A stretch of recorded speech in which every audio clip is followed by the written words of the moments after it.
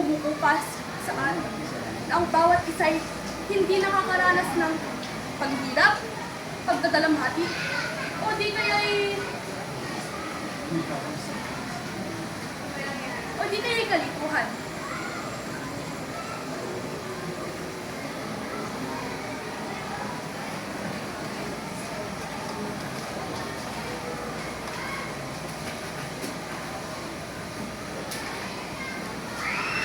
Ikaw, kamusta ka? Ayos ka lang ba?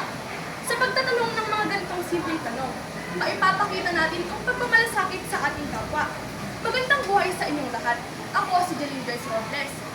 Giving concern for others o pagmamalasakit sa kapwa. Sabay-sabay nating alamin. Ang giving concern to others o pagmamalasakit sa kapwa ay ang pagsasagawa ng mga hakbang upang makapagpakita ng pagmamahal, pag-unawa, at pagtulong sa ating kapwa.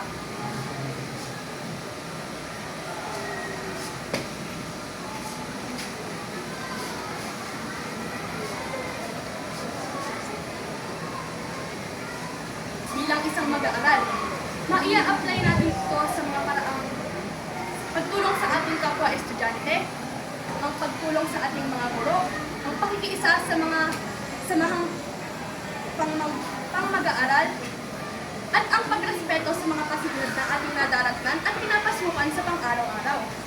Sa ating komunidad naman, una itong natutunan sa ating tahanan, ang pag-aalaga sa bawat miyembro ng pamilya, ang pagtulong sa gawaing bahay, ay magsisibol sa isang magandang epekto para sa ating komunidad.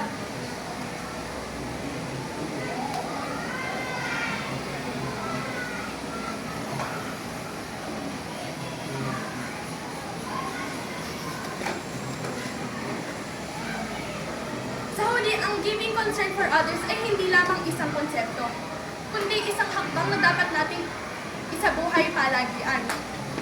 Bilang